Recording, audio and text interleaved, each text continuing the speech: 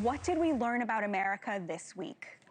The country continues to mourn after the horrific assassination of Charlie Kirk, the 31-year-old influencer, evangelist, debater, media personality, and political organizer.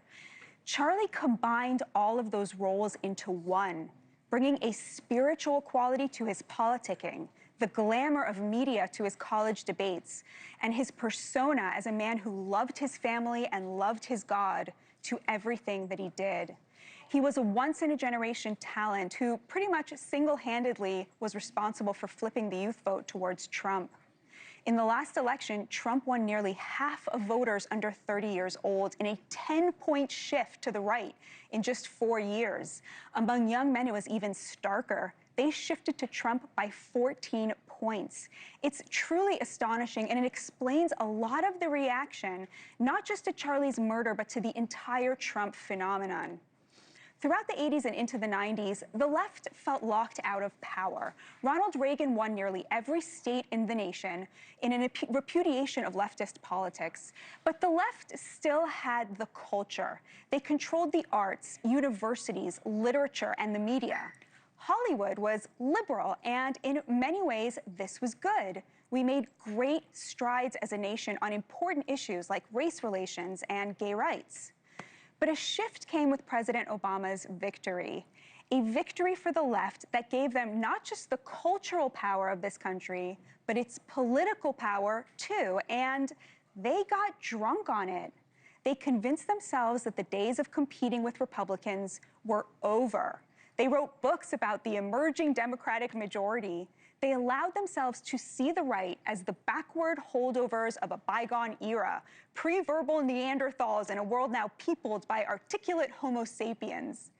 The Democrats seemed to believe that power was no longer something they had to fight for with good ideas. It was now their birthright. And then came Trump. In 2016, he wrested political power from them. They called him illegitimate, they impeached him twice, and 2/3 of Democrats convinced themselves that Vladimir Putin had messed with the voting machines on Election Day. But then he committed an even worse crime. In 2024, the cultural power shifted right.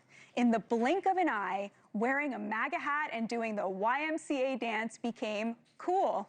Believing in God became edgy. Being a committed father and husband became subversive, while the Democrats, encumbered by all the institutions they controlled, including corporate America, became cringe and lame and fake and old. And that happened in large part thanks to Charlie Kirk. He was the nexus where the political and cultural forces met, shifting the nation to the right. And that shift has exponentially accelerated in the weeks since Charlie's assassination, especially among the young. Last Sunday, millions of Americans went to church to honor Charlie's memory, many for the first time in years. To me, this explains the hatred that Charlie inspired on the left, as it does the hatred of President Trump. Many Democrats don't feel like they lost an election or their grip on the culture. They feel like they have lost what was theirs in perpetuity.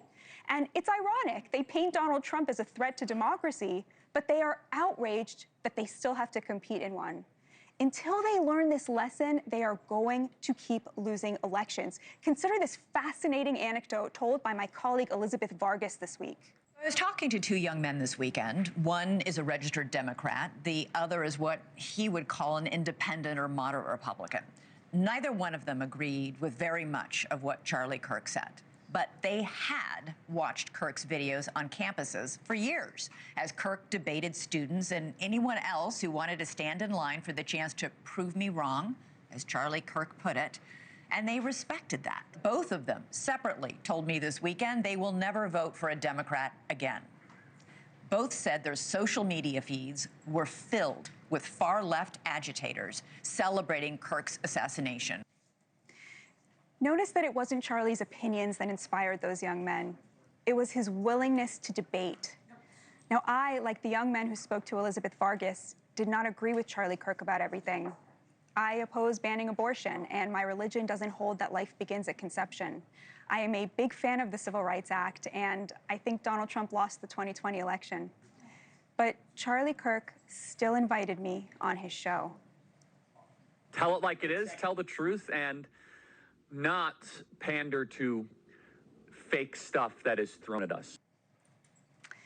He believed that if he wanted to change the culture and the political landscape, he owed the other side an explanation. If he disagreed with you and he wanted you to change your mind, he believed that it was his job to convince you. And that, at the end of the day, is what it means to be an American, to have enough faith in our fellow Americans to choose persuasion over force. That's what we learned about America this week. Thank you for watching. Subscribe below and download our NewsNation app right now on your phone, and you will get fact-based, unbiased news for all Americans.